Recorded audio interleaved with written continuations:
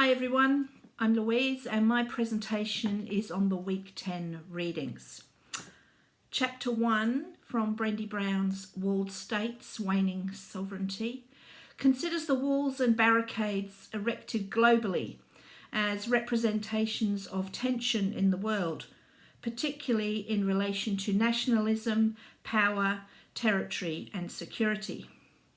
She gives examples of many of the literal walls, fences and barricades built in Africa, the Middle East, Asia, the USA and Europe. These structures have been justified as strategies to address and deter refugees and illegal immigrants, spreading of livestock disease, smuggling of drugs, people and weapons, and religious mixing. In addition, walls within walls have been erected and are prevalent in gated communities in America, around Israeli settlements, and form Spanish enclaves in Morocco. Brown rightly identifies the paradox of these barriers and sectors of society purporting equality. The hypocrisy of democracy, which allows barriers, but at the same time enables access for the productive and the desirable. And the stark contrast between physical walls and an increasing capacity for destruction from suicide bombers to almost invisible and undetectable biochemical poisons. These paradoxes simultaneously represent opening and blocking, universality and exclusion, virtual power and physical barricades. While physical walls define nation-state boundaries, they are rarely built as defence against the threat of war. Neither do they separate a nation from the foreign outside.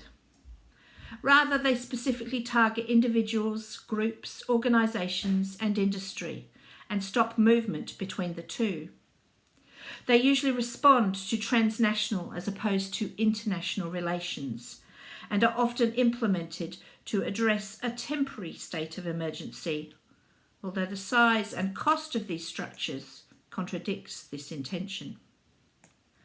While the building of walls seeks to protect, contain and integrate a nation, Brown suggests they fail to stop either hostilities or unwanted movements of people or things.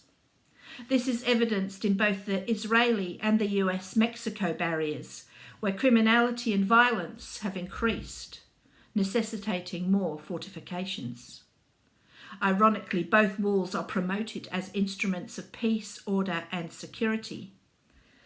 The purpose of these walls in demonstrating national sovereignty is undermined by the barriers themselves.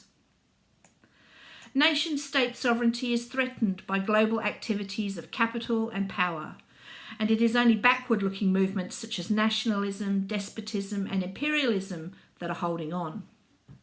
Brown argues that the trend towards detachment of sovereignty from the nation-state is a motivating force behind the building of walls.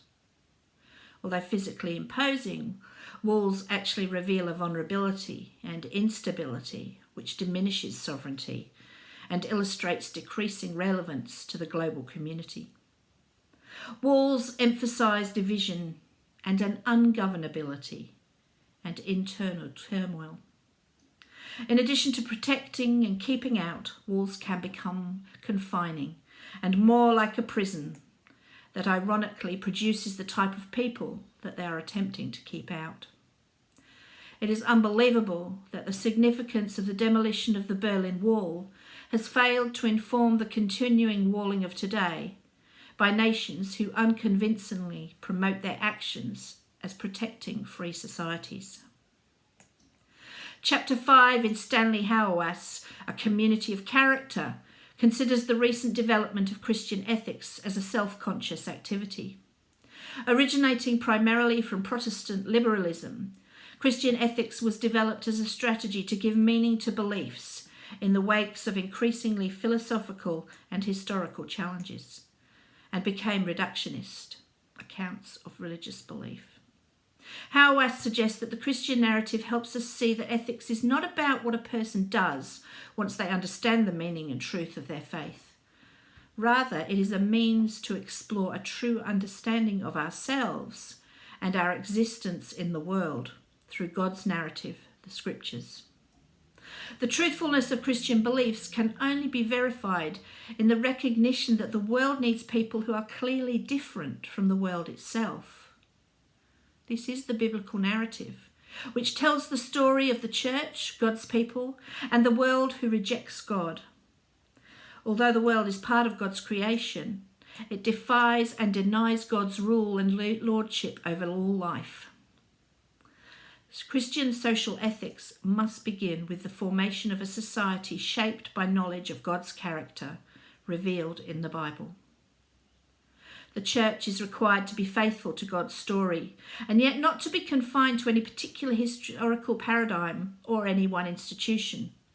The church must recognise the differences that divide the world. The church is called to promote universality, and Christians are called to be a witness to God who embraces all truth. Hauerwas suggests that a focus on the narrative and character of God prompts Christians to consider and understand self, God, and the world, and embody the type of community the church must be. Hauerwas considers relativism and suggests that Christians do not oppose relativism through arguments, but rather by witnessing to a God who calls us to confront others. And this confrontation does not condemn the beliefs of the others, but rather invites all people as sinners into a community of the church, pointing to redemption in God. To achieve this, the church needs to exist in different ways, in different societies and cultures, and not adopt the peculiarities of one culture. God is found among all people, and unity in the church comes not from people who are the same, but from the fact we believe in the same God. This is a challenge to many and requires a more open view of church rather than specific denominations or movements. The church is where people faithfully witness to the reality of God's kingdom. It is an international society and witnesses to the fact that God and not individual nations rule the world. A particular challenge to Western civilization is the realization that the future of the church is not bound up in progressive attitudes of Western democracies. Nations are merely nations, and it is not for Christians to make them into the church, but rather to remind them of the distinction by witnessing to God. My questions are, firstly, this war mentality continues to grow globally and particularly excludes the poor and already disadvantaged. And how can Christians address this?